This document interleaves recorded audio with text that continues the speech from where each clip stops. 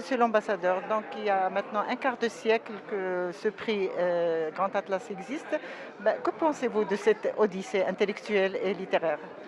Elle est magnifique, elle est symbolique de la force des relations entre la France et le Maroc, qui n'est pas simplement une relation de voisinage, une relation politique, une relation économique, mais elle touche au plus profond de ce que les hommes et les femmes ont en eux, la culture. La culture, c'est un pont. La culture, ce sont des liens. La culture, c'est ce qui fait que les hommes peuvent se comprendre, peuvent construire des relations d'amitié. Et je me réjouis que pour ce 25e anniversaire, à la fois la traduction qui est le symbole de ce pont entre les hommes, entre les cultures, mais également les essais puissent avoir été récompensés. Nous saluons la vitalité aussi de l'édition marocaine, qu'il y ait des femmes et des hommes qui continuent avec beaucoup d'espoir, avec beaucoup d'ambition, avec beaucoup de détermination à faire en sorte que ce patrimoine soit publié et qu'il puisse comme ça diffuser des idées, diffuser la pensée, diffuser ce qui est le propre de l'homme, être et penser. Monsieur Goussous, donc vous venez d'avoir le prix Grand Atlas. Est-ce que vous pouvez nous dire vos impressions sur ce prix-là? C'est la première fois? Oui, oui, c'est la première fois, mais comme je l'ai dit à la présidente du jury, Madame Barbara Cassin, j'étais agréablement surpris. Mais je tiens à dire qu'il y a beaucoup d'autres candidats qui sont beaucoup plus compétents que moi. Pour moi, que ce sont des vétérans. Je pense notamment à mon ami Farid Zaï, qui méritait le prix amplement. Mais voilà, ce que je peux dire, c'est que je fais la traduction depuis mon jeune âge. Et ce jeu-là, ce passage d'une rive à l'autre est vraiment essentiel. Et je crois surtout par les temps qui courent et vu les circonstances que nous vivons tous actuellement, je crois que la traduction, et comme l'a déjà signalé Madame la Présidente Barbara Cassin, doit être vraiment, et comme l'a dit Ricoeur d'abord, le paradigme vraiment de la pensée moderne, parce que je crois que ça peut être vraiment l'antidote contre tout les fanatismes qui empoisonnent. Tout extrémisme, oui. Exactement. Et sinon, est-ce que ce prix pourra vous motiver à faire d'autres traductions?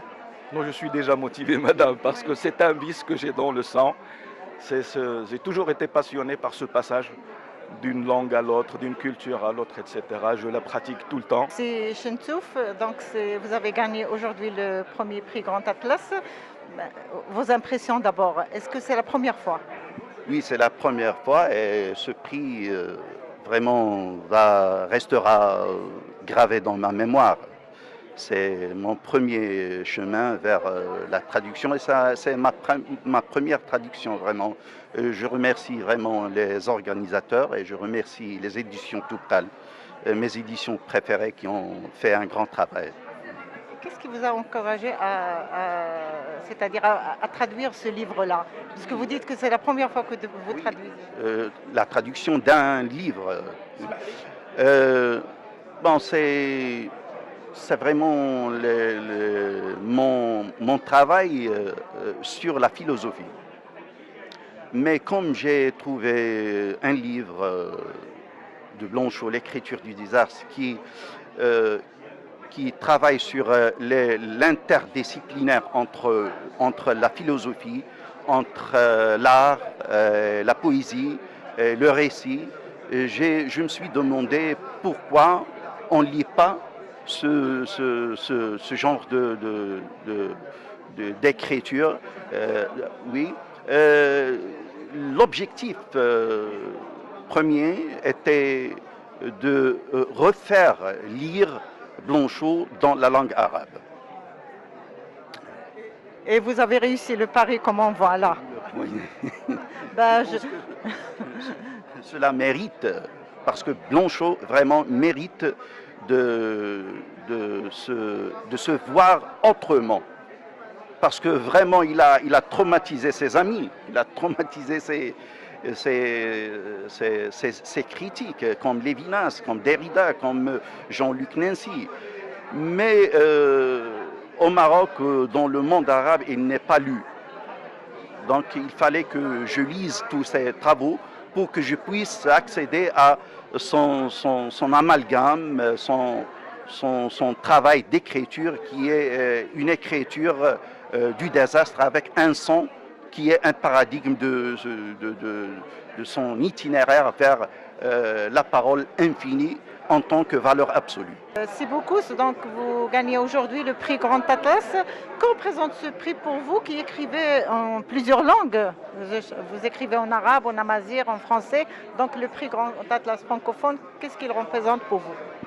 Écoutez, d'abord pour moi c'était un essai dans tous les sens du terme. Ça veut dire d'abord que c'est mon premier roman. Et c'est également, comme on dit, ballon d'essai, hein, pour voir un peu comment la thématique dont je parle dans ce roman est reçue par les lecteurs, reçue également par les citoyens qui ont la possibilité de lire des textes en français, et un essai aussi parce que c'est un roman dont le sujet est la violence sociale, la violence qui est faite aux femmes, à travers l'histoire. Donc c'est un sujet d'actualité. C'est un sujet d'actualité, dans le sens où la Moudouana elle est toujours en discussion. Les droits des femmes, c'est des choses qui ne sont pas encore totalement acquises. Mais dans la réalité, dans la pratique sociale, il y a des meurtres, il y a des viols, il y a des gens qui s'attaquent aux jeunes femmes, aux jeunes filles. Donc voilà, pour moi, la contradiction entre le fait social douloureux et la création littéraire, je voulais qu'il y ait un point de jonction. Pour moi, la littérature, c'est d'abord un message.